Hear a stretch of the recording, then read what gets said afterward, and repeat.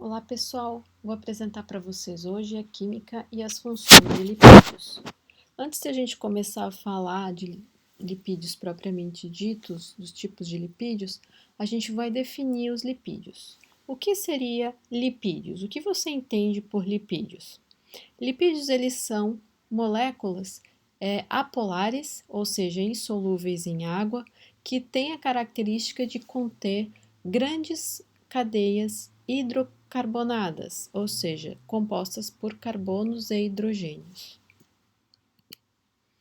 Os lipídios mais simples que nós temos na natureza e que são a matéria-prima ou precursores para a síntese dos outros lipídios são os ácidos graxos.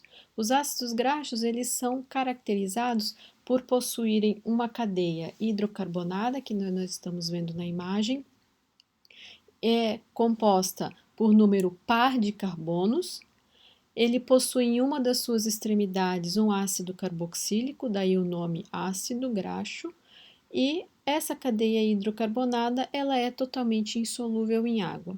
Então, nós temos ali um ácido graxo, ok? Então, os ácidos graxos são hidrocarbonetos com a extremidade contendo ácido carboxílico, são normalmente compostos por número par de carbonos e eles podem ser de duas maneiras.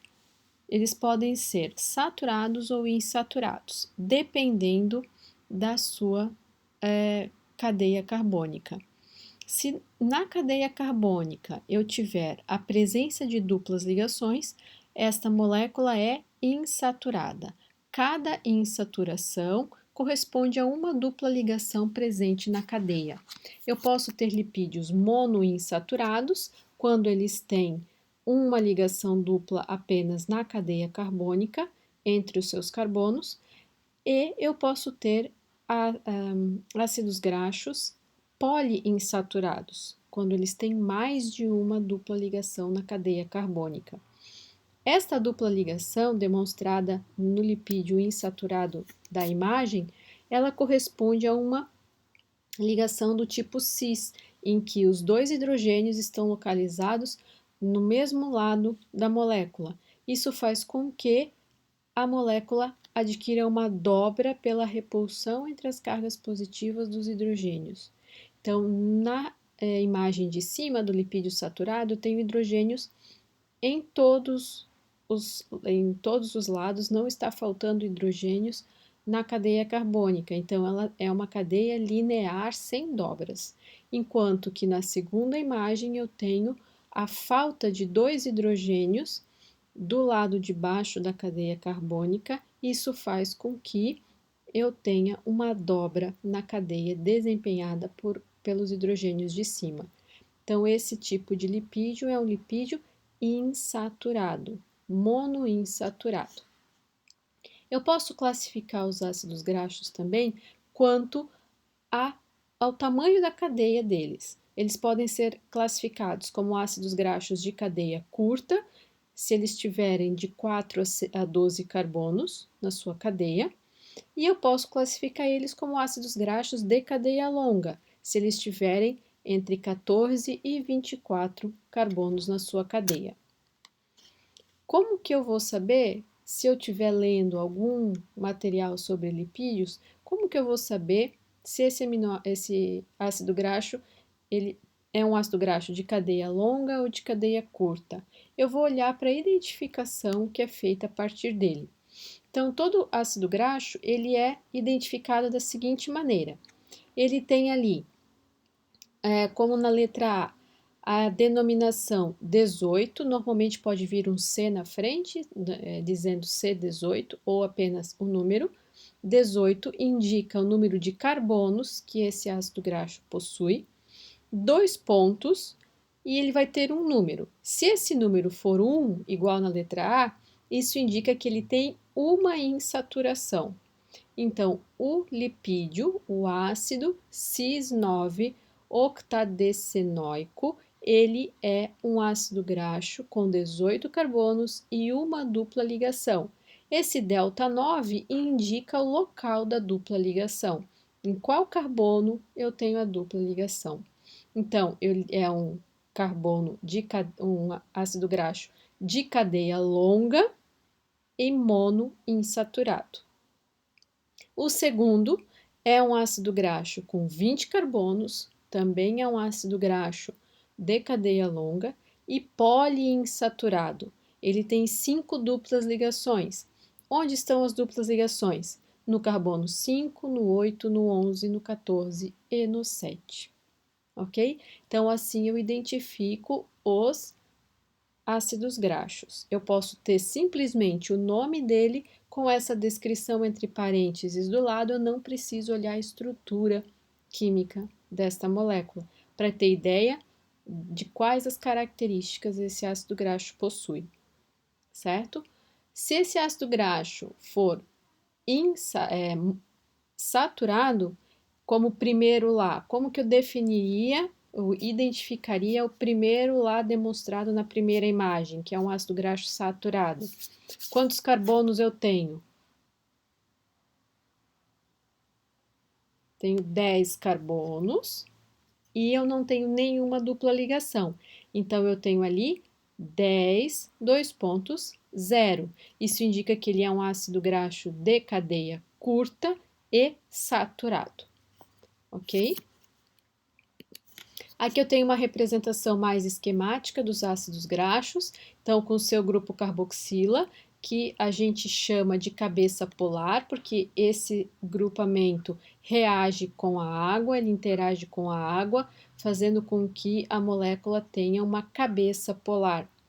E a cauda de hidrocarboneto, ela é chamada de cauda apolar, uma vez que não tem interação com a água. Cada vez que eu tenho uma dupla ligação, eu tenho uma insaturação e uma dobra na cadeia. Então, se a gente observar na imagem, no canto inferior direito, nós temos um ácido graxo ali, o ácido esteárico, que é um ácido graxo que tem 18 carbonos e nenhuma dupla ligação.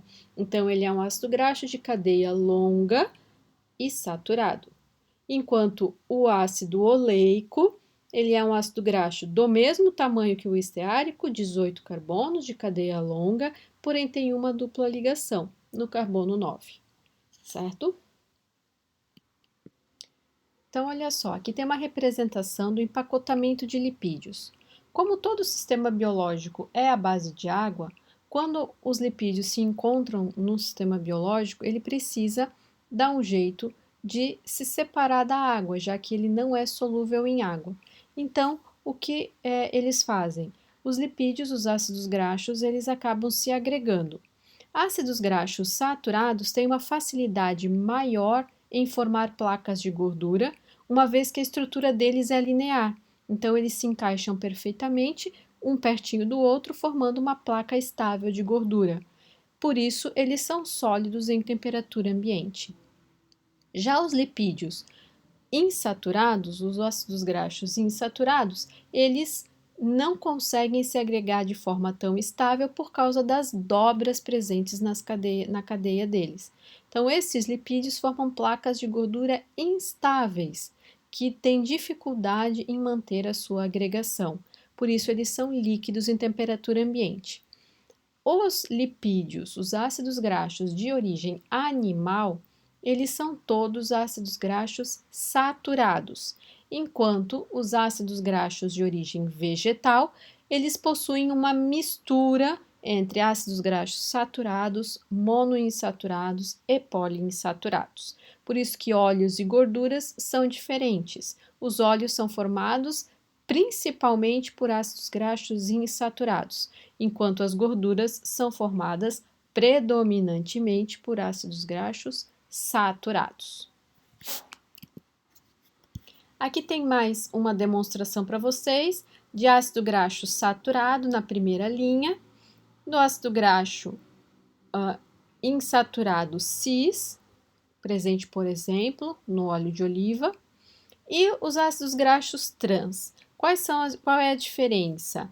Em volta da dupla ligação, o ácido graxo trans tem uma ligação trans ao redor dos seus carbonos. Um hidrogênio está para um lado e o outro hidrogênio está do lado contrário da molécula. Essa estrutura é mais confortável para a molécula, uma vez que não tem essa repulsão entre os hidrogênios e não permite que essa molécula se dobre.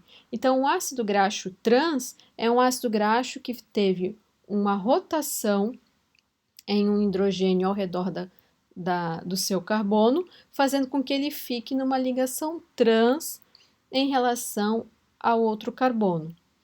Isso diminui a instabilidade, a repulsão entre os hidrogênios da ligação cis, retornando a molécula para uma posição linear.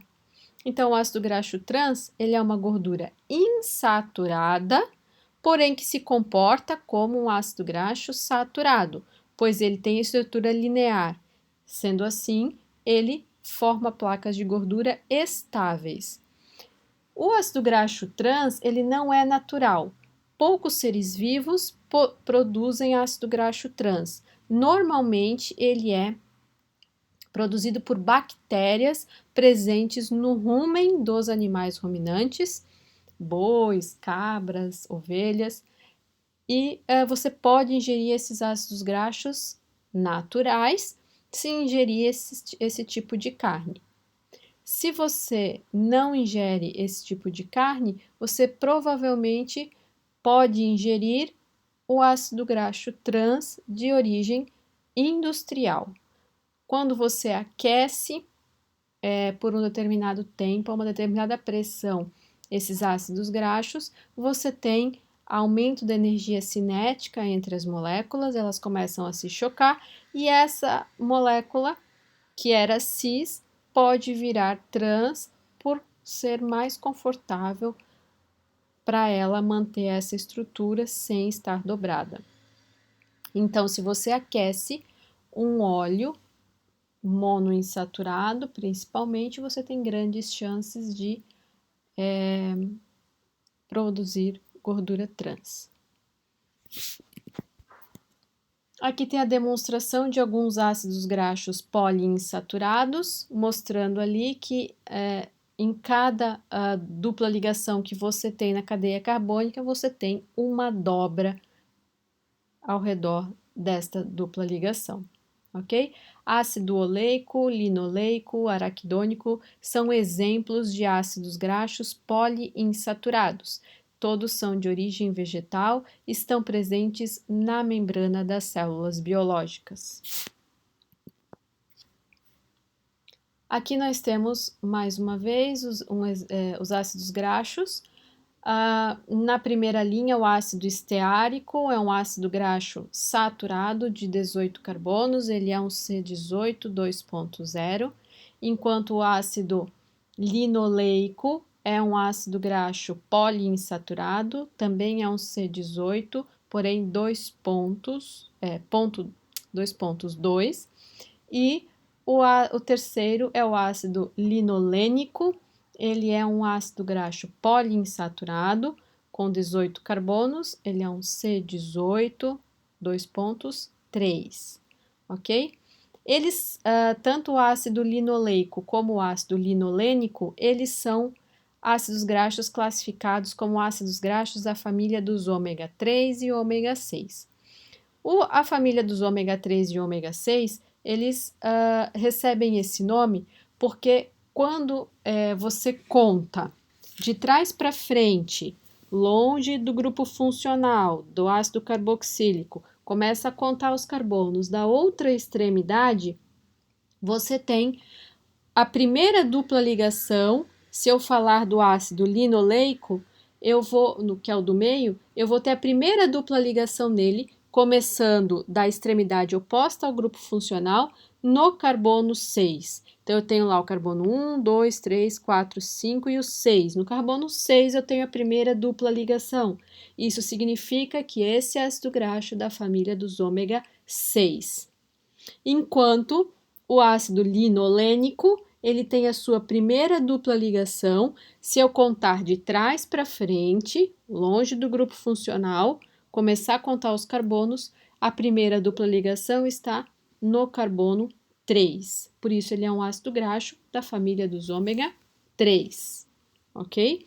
Então, eu tenho também ômega 9, em que eu conto de trás para frente, e eu tenho a primeira dupla ligação no carbono 9. Normalmente, este ácido graxo da família do ômega 9, eles são ácidos graxos monoinsaturados, uma vez que eu não tenho dupla ligação muito próxima ao grupo funcional. Em geral, as duplas ligações iniciam a partir do carbono 9. Se eu começar a contar do grupo funcional, eu conto 9 carbonos e normalmente a primeira dupla ligação se encontra a partir dele, ok? Aqui eu tenho algumas classificações de alguns lipídios. Então, eu tenho os lipídios de armazenamento, que são os triglicerídeos, que nós já vamos falar, que são formados por um glicerol ligado a 3 ácidos graxos. E eu tenho os lipídios de membrana. Os lipídios de membrana, eles têm a característica principal de serem anfipáticos. Eles têm uma porção maior do que os lipídios de reserva, de armazenamento, uma porção polar maior para interagir com a água do meio intra e extracelular. Então, os lipídios de membrana estão divididos em 2 grandes grupos: os fosfolipídios, que contêm fosfato na sua cadeia, e os glicolipídios, que contêm carboidratos na sua cadeia. Todos eles possuem ácidos graxos constituindo a sua estrutura. A última classificação que tem ali são lipídios éter de arqueias. Arqueias são micro-organismos, também conhecidos como arqueobactérias, que são organismos unicelulares que possuem lipídios de membrana bastante diferentes de outros tipos de membranas biológicas. Então, normalmente se traz uma demonstração de lipídios específicos desse tipo de ser vivo.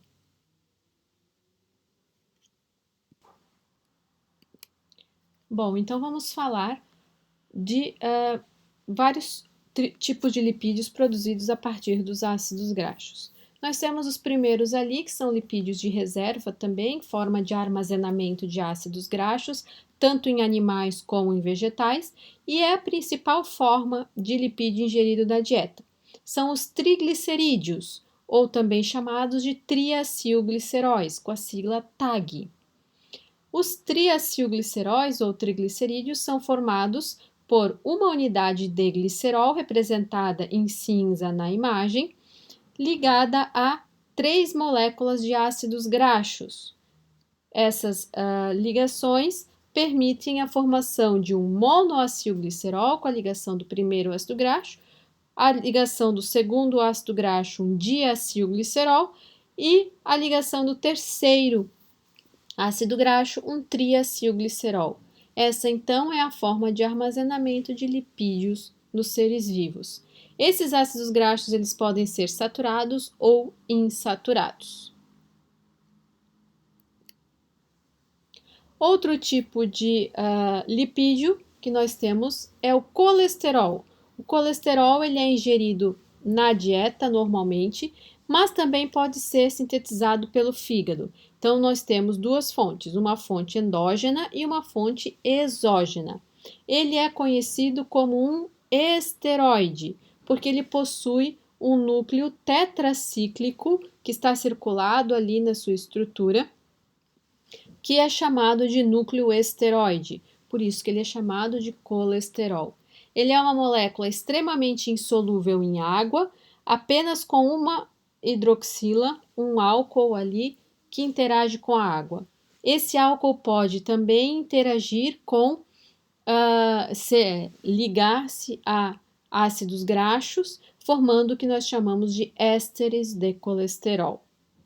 As funções do colesterol envolvem, em componentes biológicos, 3 grandes ações.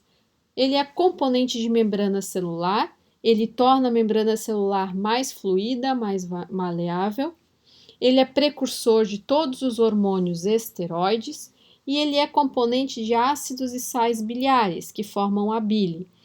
A formação de ácidos e sais biliares também é uma forma de excreção do colesterol do nosso corpo. Então, os animais, eles produzem colesterol e eles podem ingerir também colesterol a partir da ingestão de outros animais. Vegetais não possuem colesterol. Aqui eu trouxe para vocês alguns exemplos de hormônios e moléculas derivadas do colesterol. Então, nós temos ali na imagem central o colesterol na linha de cima, podendo dar origem a hidroxiesteróis, com a adição de hidroxilas na estrutura. Nós podemos formar ácidos biliares, como o ácido taurocólico, que é um ácido que é o principal ácido biliar produzido forma de eliminação do colesterol através da ligação com o aminoácido taurina. Nós temos a formação de éster de colesterol. Se você ligar na hidroxila do colesterol, se ligar um ácido graxo, você tem, então, um éster de colesterol. E nós temos os hormônios esteroides, progesterona, testosterona, corticosterona, a própria vitamina D é um hormônio esteroide, todas têm esse núcleo tetracíclico, que é o núcleo esteroide proveniente do colesterol. Outros lipídios que nós temos são os fosfolipídios. Os fosfolipídios são os principais constituintes das membranas celulares. Os fosfolipídios, eles formam na membrana celular uma camada bilipídica, uma vez que eles têm na sua formação, a grande maioria é de glicerofosfolipídios, então já me diz o que eu tenho ali. Glícero vem de glicerol, fósforo vem de fosfato e lipídio, o ácido graxo. Então, nós temos grande quantidade de ácidos graxos insaturados, formando os fosfolipídios de membrana. Então, os glíceros fosfolipídios, eles têm uma cabeça polar formada por fosfato e glicerol maior do que um ácido graxo normal. Isso é importante para que ele possa interagir com a água do meio intracelular ou extracelular. E na região interna da membrana celular, nós temos a sua parte hidrofóbica, que é composta por ácidos graxos. No caso dos glicerofosfolipídios, eu tenho sempre um ácido graxo saturado e um ácido graxo insaturado presente na molécula. Um exemplo de fosfolipídio, um fosfolipídio comum na membrana das células, é a fosfatidilcolina. A fosfatidilcolina, ela tem uma estrutura de glicerofosfolipídio, ou seja, ela tem um glicerol, um fosfato e os ácidos graxos, e tem ainda ligado a esse fosfato uma molécula de colina, que promove ainda mais solubilidade em água a esse lipídio. Lembrando que todos os lipídios de membrana, os ácidos graxos presentes nos fosfolipídios de membrana, são ácidos graxos insaturados da forma cis. Então, nós temos o ácido graxo saturado e o ácido graxo insaturado da forma cis. Ácidos graxos trans não fazem parte de membrana celular.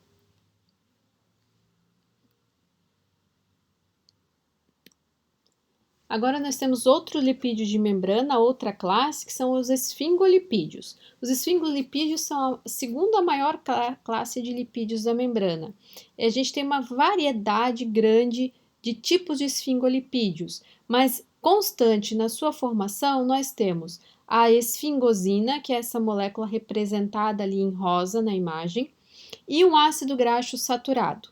Além da esfingosina e um ácido graxo saturado, nós temos uma cadeia lateral. Essa cadeia lateral vai diferenciar um esfingolipídio do outro.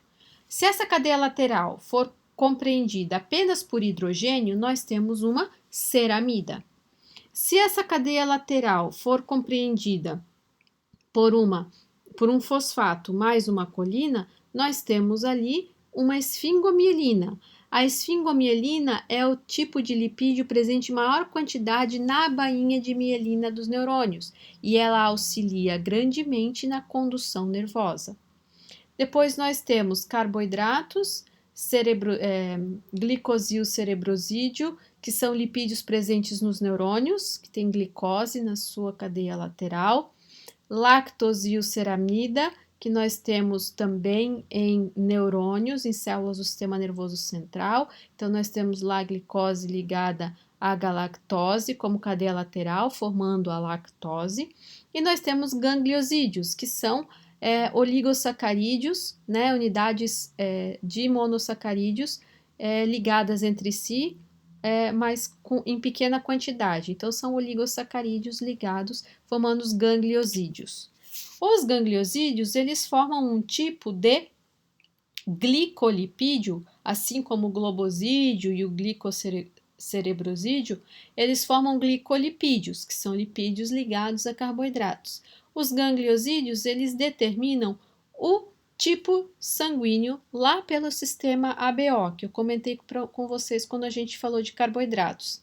Então, ali no sistema ABO, as membranas celulares das hemácias, elas correspondem a esfingolipídios, elas possuem grande quantidade de esfingolipídios do tipo gangliosídeos.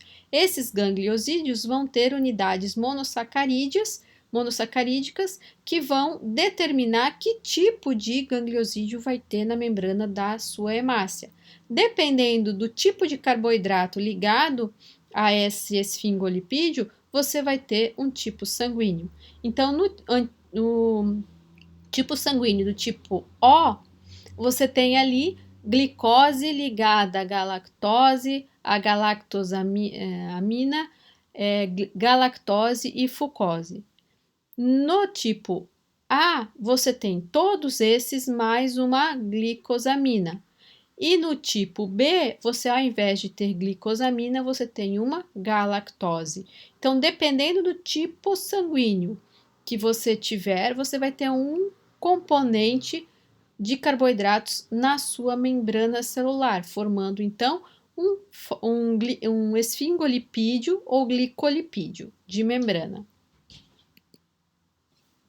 Outra classe de lipídios são as lipoproteínas. As lipoproteínas são lipídios ligados a proteínas e elas têm uma função única. Elas têm a função de transportar lipídios na corrente sanguínea e na corrente linfática.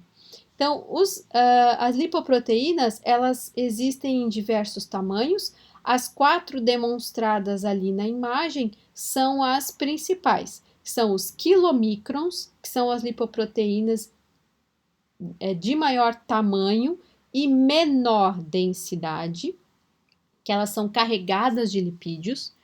Nós temos as VLDL, que é a sigla do inglês, lipoproteína de muito baixa densidade, que são também carregadas grandemente de lipídios, mas são menores que os quilomicrons. Nós temos as LDL, lipoproteínas de baixa densidade, são menores do que as VLDL, mas também são carregadas de lipídios. E as menorzinhas são as HDL, as lipoproteínas de alta densidade, já que elas são compostas principalmente por proteínas e poucos lipídios.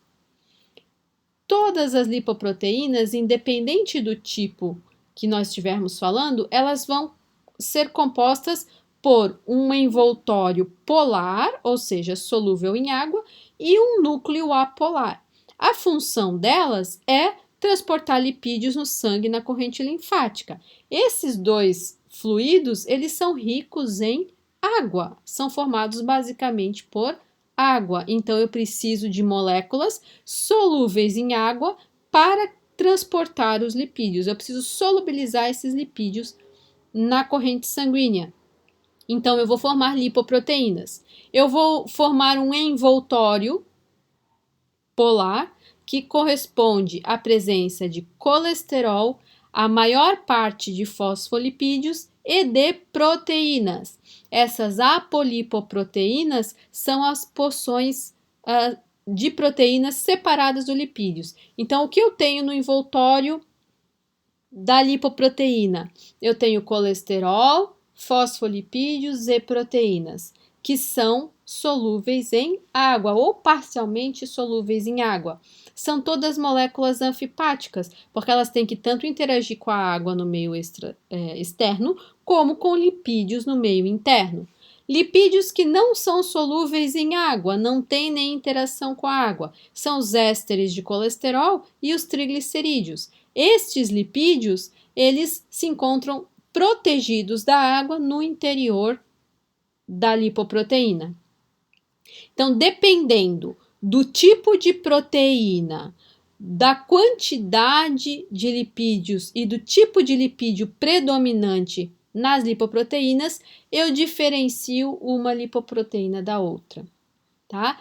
É isso que normalmente nós chamamos de colesterol. Quando você faz um exame de sangue e o seu médico diz, o seu colesterol bom tá baixo, o seu colesterol ruim tá baixo, o seu colesterol ruim tá alto. O que ele está dizendo? Que algum tipo de lipoproteína tá bom ou tá ruim, tá alto ou tá baixo, tá? Então, olha só, aqui nós temos a composição das lipoproteínas novamente. Como é que elas são compostas? As de menor densidade são as que têm mais lipídios, porque os lipídios são menos densos que as proteínas. Então, nós temos ali os quilomicrons como as lipoproteínas de menor densidade, com quase nada de proteínas, apenas 2% da molécula. Eles são compostos principalmente por triglicerídeos. Os quilomicrons, eles são produzidos no intestino delgado e eles servem para absorver lipídios que a gente ingere. Como a maior parte dos lipídios que a gente ingere são triglicerídeos, os quilomicrons são compostos basicamente por triglicerídeos. Então, os quilomicrons são os piores lipídios que a gente pode ter no sangue, porque eles são de baixa densidade, ricos em lipídios e pobres em proteína. Qual lipídio que está presente em maior quantidade? Triglicerídeo.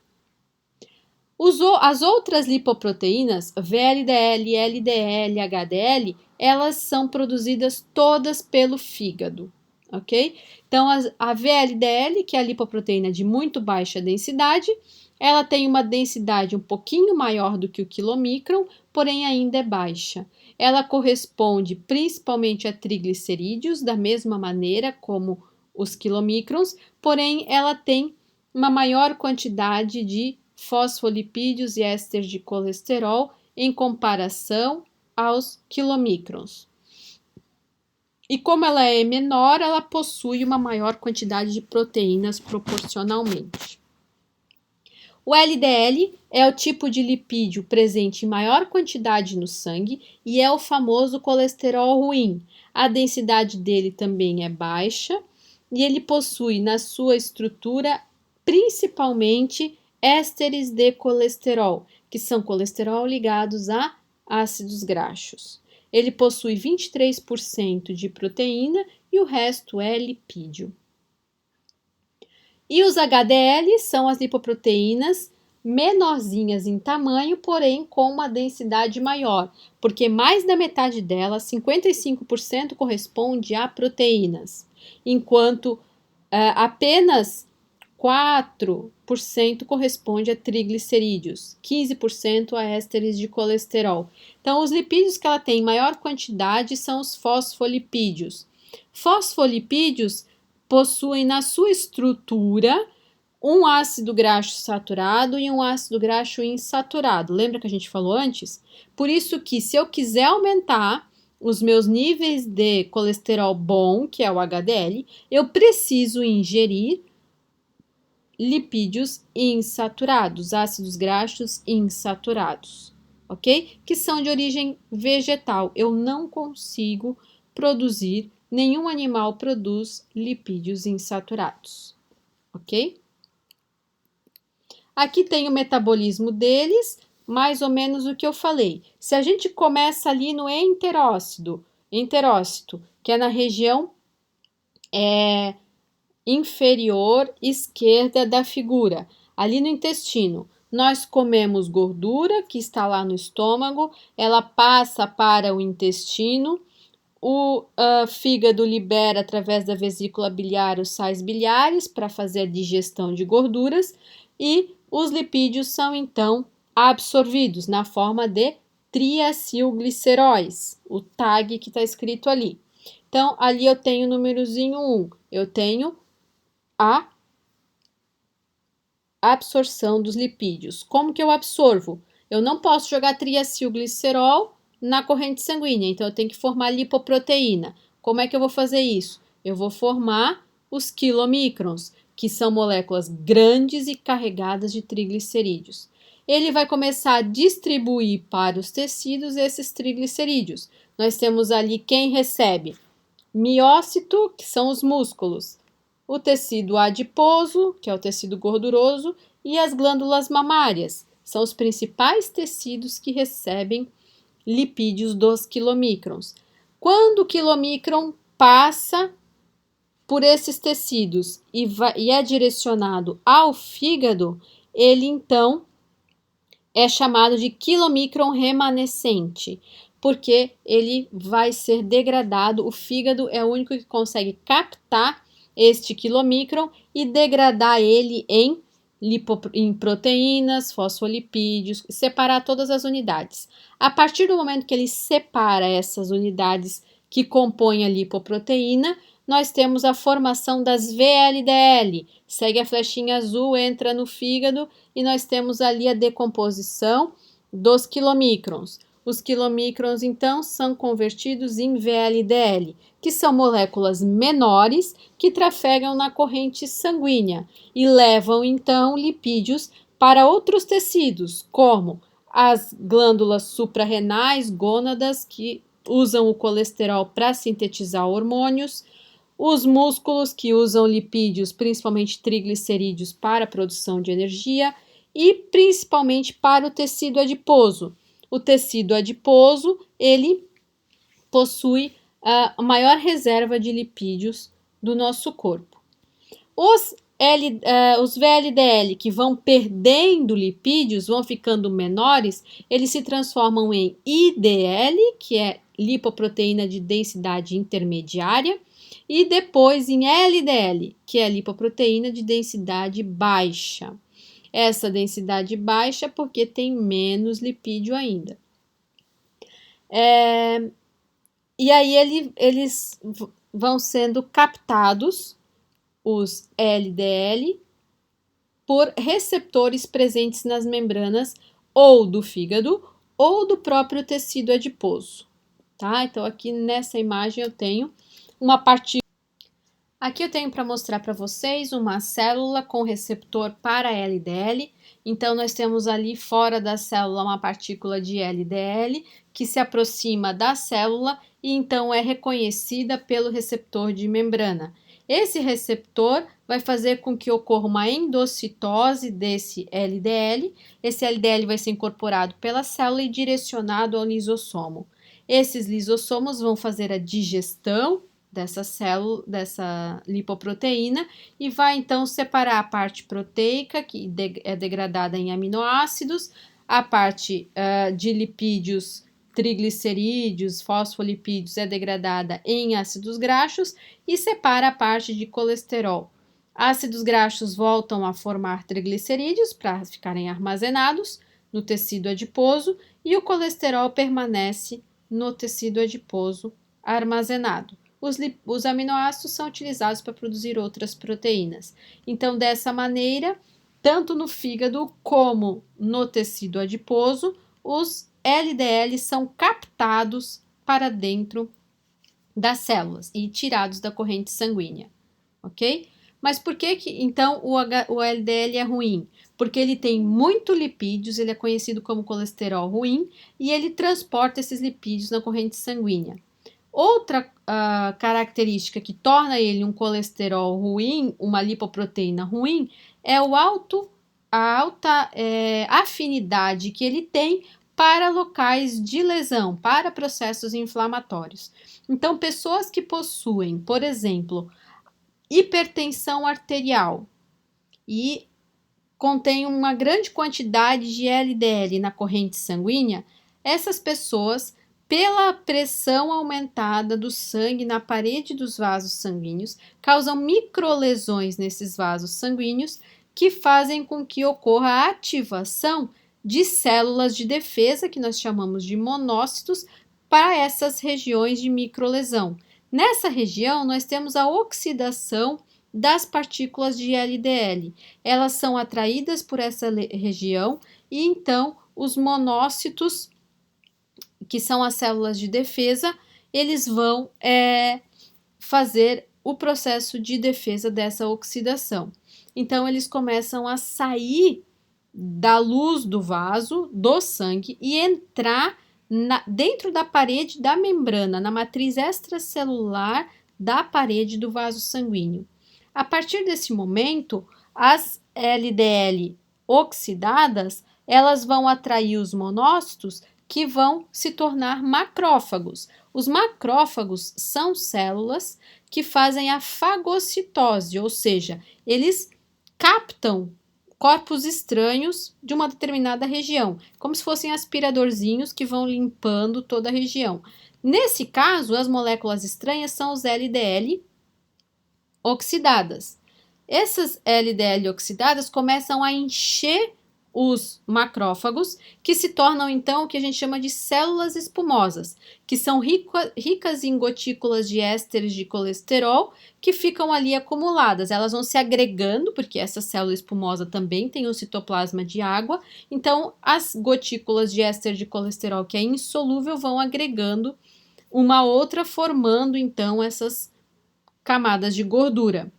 Essa célula espumosa, ela é carregada então com colesterol, ela acaba morrendo e o tecido gorduroso fica acumulado na parede do vaso sanguíneo, formando então o que nós chamamos de aterosclerose. A aterosclerose são placas de gordura na parede dos vasos sanguíneos. A arteriosclerose são enrijecimento da parede arterial.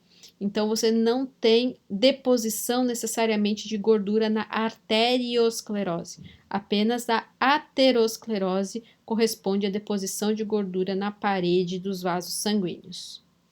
Certo?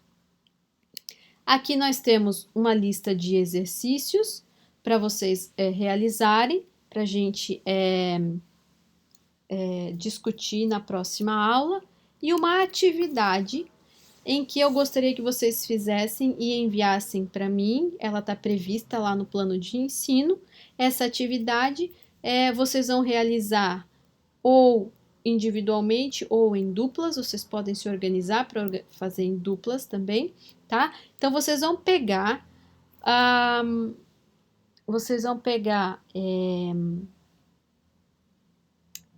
alimentos, tá? Que contenham na sua embalagem uma tabelinha indicando o valor nutricional daqueles alimentos. E aí, vocês vão comparar esses alimentos e identificar qual é o alimento mais saudável com base na concentração de proteínas, lipídios, carboidratos. Vocês podem ver se tiver indicado minerais, se tiver indicado vitaminas, para fazer essa avaliação de qual é mais saudável. Então, procurem pegar alimentos semelhantes com classificações diferentes. Por exemplo, iogurte desnatado, iogurte integral, leite desnatado, leite integral, vários tipos de biscoitos, salgadinhos. Então, o que normalmente se considera mais saudável e o que se considera menos saudável. E aí façam essa comparação, ok? Eu vou deixar também uma outra atividade referente a lipídios no AVA. São 2 artigos, um direcionado ao pessoal da química e um direcionado ao pessoal da nutrição. Então, vocês vão ter lá 3 semanas, porque tem essa atividade aqui, né?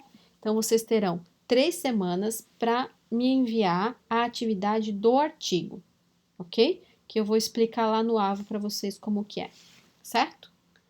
Então, por hoje é isso. Até a próxima.